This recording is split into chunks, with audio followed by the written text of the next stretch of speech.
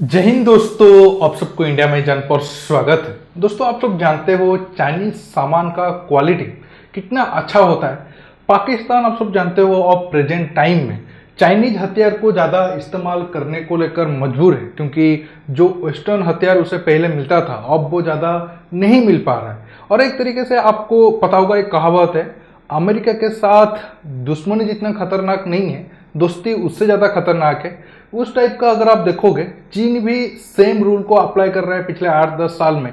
चाहे वो देशों को कर्जाल में फंसाकर उनको मजबूर करे कि चाइनीज जो भी एजेंडा है उसको आगे ले, या फिर अगर कोई चाइना के साथ मिलिट्री इक्विपमेंट को लेकर ट्रेड भी करता है उसको लेकर भी मुश्किल आता है। आप सबको पता होगा, म्यांमार के एयरफोर्स में जो JF-17 थे उनको स्पेयर पार्ट अब चाइना पाकिस्तान ठीक टाइम में, एक तरीके से पाकिस्तान ही उसका कोई बड़ा योगदान नहीं है JF-17 को बनाने को लेकर। आप एक कह सकते हो चाइना ने नहीं चाहता है कि म्यांमार को स्पेयर पार्ट मिले।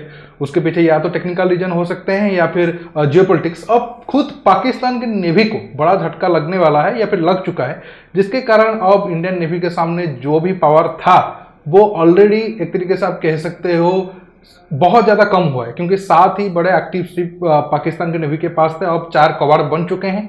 अब 3 में से 2 20-30 साल पुराना है, बाकी एक अभी नया मिला है, वो भी चाइनीज है। वो कितना अच्छा तरीके से काम करेगा वो भी बड़ा सवाल है।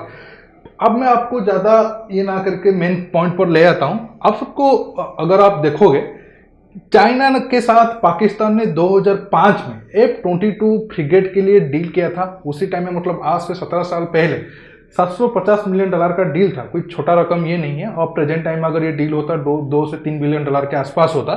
लेकिन अब कुछ सालों से चाइना का जो दिया हुआ फ्रिगेट है वो कुछ काम के नहीं रहे।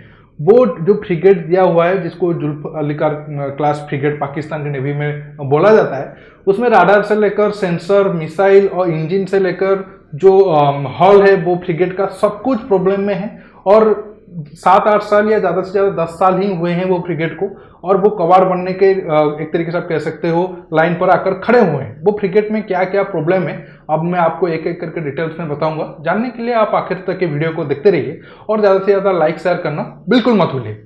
अब आप देखिए, ये रहा पाकिस्तान की फ्रिगेट जो चाइना की तरफ से दिया हुआ था। ये नहीं, ये तो अमेरिका का है। ये जो पीछे आप देख रहे हो ये रहा पाकिस्तान का फ्रिगेट। आप देख सकते हो पाकिस्तान का फ्लैग लगा हुआ है।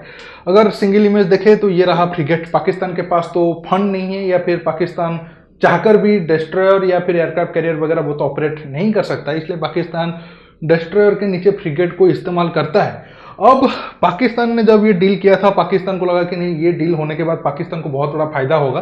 पाकिस्तान का जो एक्सक्लूसिव इकोनॉमिक जोन है उस एरिया को तो वो प्रोटेक्ट कर ही पाएगा, साथ में जंग में वो भारत की गुजरात या फिर भारत की एरिया को भी टारगेट करेगा। लेकिन पाकिस्तान का ये सपना बहुत ज़्यादा कामयाब हुआ नहीं, क्योंकि जैसे मैंने आपको कहा, ये फ्रिगेट बहुत ज़्यादा प्रॉब्लम फेस कर रहा है। खासकर जब गल्फ ऑफ एडन इस एरिया में पाकिस्तान की कुछ स्पेशल मिशन पर ये फ्रिगेट वगैरह गए थे, तो वहां पर ये सही से काम या फिर परफॉर्मेंस भी नहीं कर पाए, जिसको लेकर पाकिस्तान की नेवी को बहुत ज़्यादा शर्मिंदा होना पड़ा था। अब मैं आपको एक एक करके बताता हूँ वो फ्रिगेट में क्या क्या प्रॉब्लम है। पहले मिसाइल से शुरू करते हैं। देखिए, जो फ्रिगेट है उसमें बहुत सारे मिसाइल भी लगे होते हैं खुद के डिफेंस के लिए भी, मतलब सरफेस टू एयर और सरफेस टू सरफेस अटैक करने के लिए भी।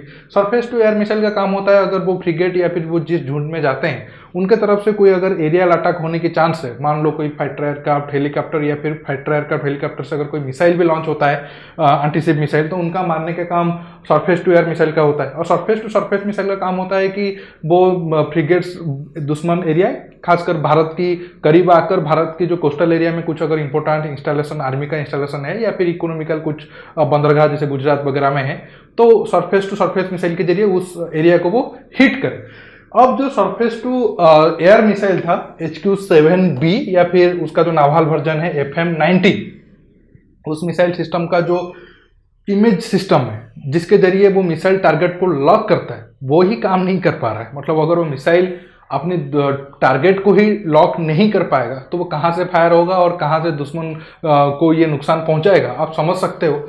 हालांकि वो मिसाइल का लैंड वर्जन को बांग्लादेश की आर्मी भी इस्तेमाल करता है, और वो भी कई सारे प्रॉब्लम इस मिसाइल को लेकर, HQ-7 मिसाइल को लेकर प्रॉब्लम फेस कर चुके हैं। और एक तरीके से आप कह सकते हो चाइना ने ये मिसाइल बेचने के बाद उनका सही तरीके से ट्रेनिंग भी बहुत साल तक नहीं दिया। हालांकि हम पाकिस्तान की बात करेंगे, बाकी दूसरे देशों की तरफ नहीं जाते।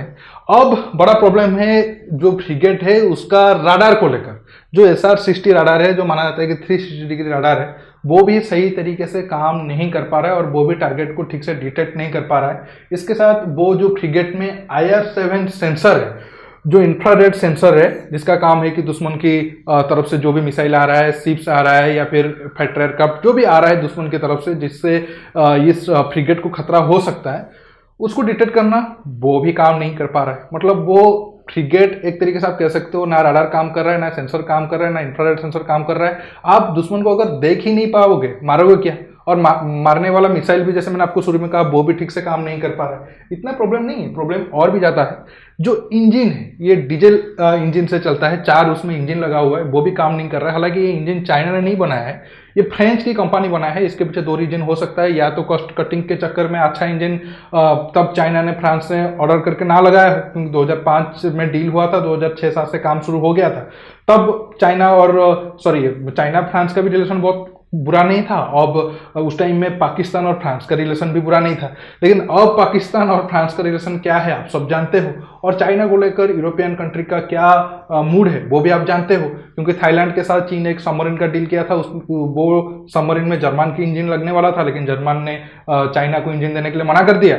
और चाइना ने बोला कि थाईलैंड को नहीं, मैं खुद का इंजन बना कर दूंगा। तो थाईलैंड का भाई नमस्ते, आप ऐसा मत करो, या तो मुझे जर्मनी की इंजन चाहिए या फिर आप ये डील को कैंसिल कर दो।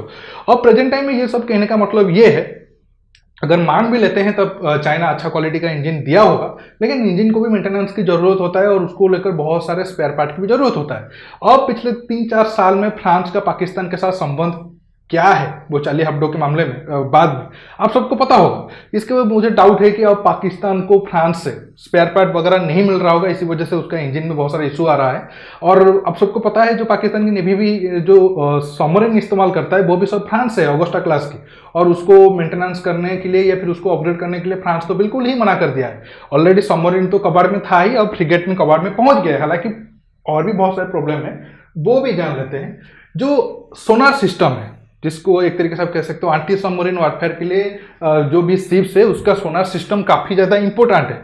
वो भी भाई साहब ठीक से काम नहीं कर पा रहे हैं। वो बोल रहे हैं अगर इतने सारे सिस्टम काम नहीं कर रहे हैं तो मैं भी क्यों करूं, मैं भी चला जाता हूं उनके साथ छुट्टी में।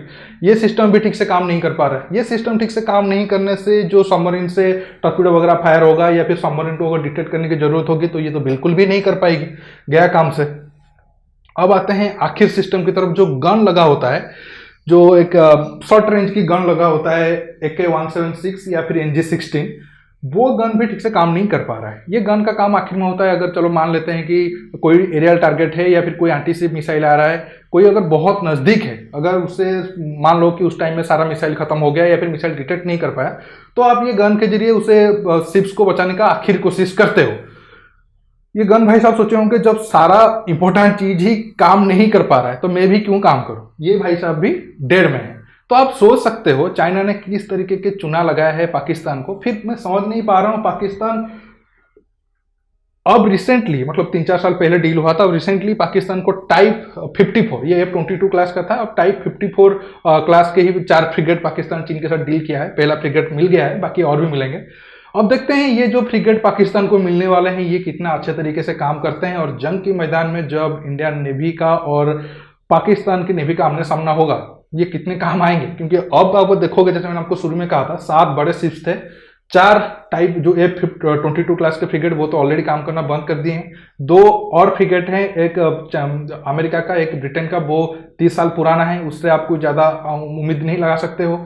एक अभी नया फ्रिगेट, जैसे मैंने आपको कहा, मिला है चाइना की तरफ से, वो भी एक तरीके से 100% एक्टिव नहीं है, 2-3 साल उसे लगेगा बहुत सारा टेस्ट पास करने में।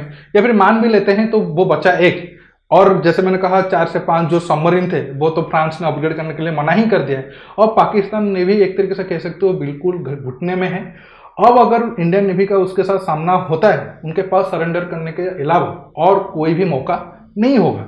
दोस्तों, आज के टॉपिक में बस इतना ही। आपको ये वीडियो कैसा लगा नीचे कमेंट बॉक्स में कमेंट करके बताइए। और ये वीडियो को ज़्यादा से ज़्यादा लाइक शेयर करने के साथ साथ आप मेरे चैनल को सब्सक्राइब करना बिल्कुल मत भूलिए। दोस्तों, रुकता हूँ, बहुत जल्द न्यू टॉपिक के साथ मिलूंगा। नमस्कार, जय हिंद।